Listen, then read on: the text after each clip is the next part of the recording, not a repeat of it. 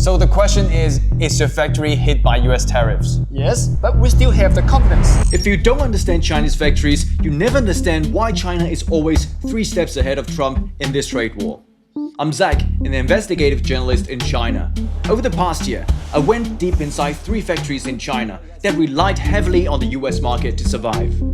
And 80% of my factories making the US. Tariffs of up to 145% should have crushed an export economy like China, and these factories should have gone bankrupt. But instead, they thrived. So in this video, I'm going to show you what I've actually learned inside these factories, how they survived, adapted, and made Trump's tariff game look like a joke. Hello guys, welcome back to my channel. And today I'm taking you to visit a local big factory here in China that's been doing business with American customers for more than a decade. Let's start with this factory. They make millions of ovens for the United States. If yours says made in China, I bet it comes from here. This one, this Emergency is the top seller in Amazon and even in all the US in this category. You can search, for example, the air fryer oven. You go from Amazon, you go from Target and Walmart. This is the number 1 sales. How many of these you're making every year? Every year since from last 3 years, I'm making about 300,000 units. Let's say 0.3 million. How much US dollars per unit? It's around $50. $50? Yeah, 50. And how much do they sell in the US? At the first beginning is $299, and then right now the price coming down to $199. You can see that? Yes. We have so many inventory here, and 80% of my factory is making the US. So right here, all the order was stock and then all was stopped. I mean, in USA, if you made in China, no person can load the containers. So when Trump slapped massive tariffs on them last year, this is exactly the kind of factory that was supposed to get destroyed. Except it didn't. Because they made 3 moves way ahead of Trump that saved their factory. Number 1, outsourcing.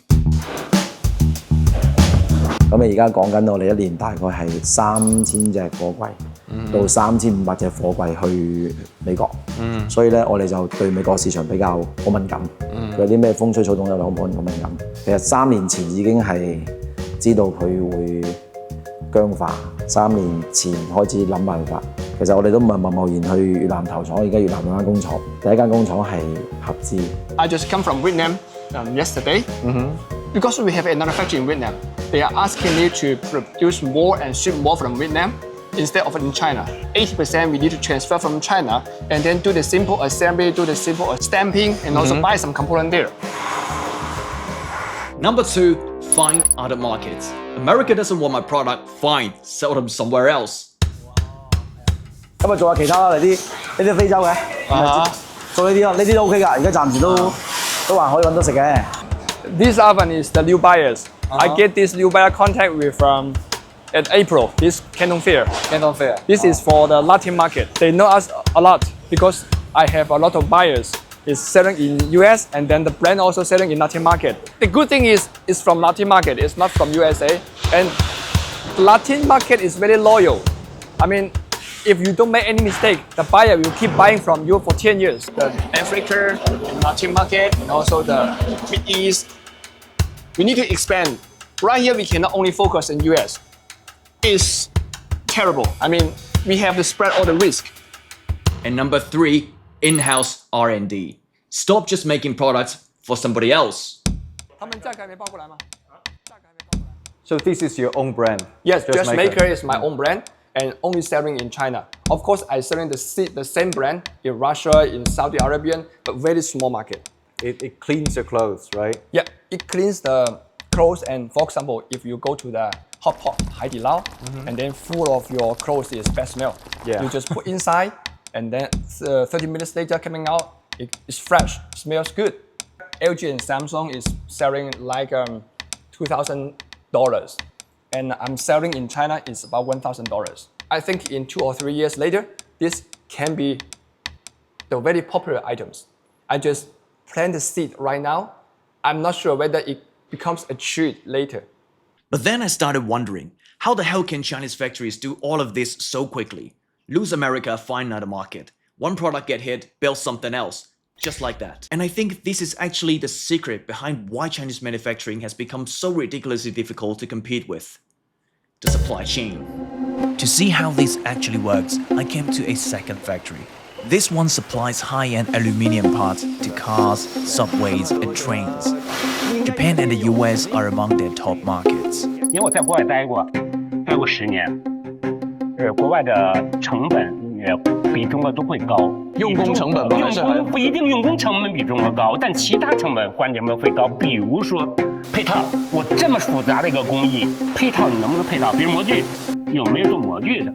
我曾经在菲律宾工作过，还工作过2年。我们的新加坡的分公司在菲律宾。你买一个 M8的螺丝，公制螺丝买不到，必须到500里外的马尼拉去买。你给它来回的路费就比一个螺丝要贵多了。所以这种配套制约了整个你的运营成本，甚至有可能急单了来了以后就完不成，因为没抢去配套。甚至有个东西坏了，你修不了，有可能在交期跟不上，有可能再造成了一些顾客的投诉，甚至惩罚，有可能这个成本会很高。还有娴熟的艺术工人，你看菲律宾，当时在菲律宾，我一招人40%的大部分都是大专以上学历，但你真招过来，你给我再做一项技术工作，做不了，他没有实习实验机会，但电脑都很熟，英文都很强，但你给我设计个机械方面的，或维修方面设计的，电工方面的找不到。One thing I learned about making an oven is that an oven needs about 100 different components. And these are all the components needed to make an oven. We're looking at them. The reason why China is so good at manufacturing is that most of these parts, they're all being manufactured in the same city. So factories here, they get to make stuff with a maximum efficiency. And this is where China gets kind of insane. In Dongguan, 95% of a smartphone can be sourced within a 1-hour drive. In Foshan, more than 90% of a robot supply chain is local, and every component it needs can be brought together in half a day. And across much of Guangdong, almost every step of die casting, from mold steel to surface treatment, can be found within a 2-hour drive. Your mold breaks, someone can come fix it within an hour. You need a new component, the supply could literally be just down the road. You need to change your product. You don't have to rebuild an international supply chain. All you need to do is just make a few phone calls. That is the real power of Chinese manufacturing. It's not one giant factory. It's thousands of factories, suppliers, engineers, and logistics companies packed together like one gigantic machine. And good luck moving that entire machine somewhere else. Okay, factories, check. Supply chains, check.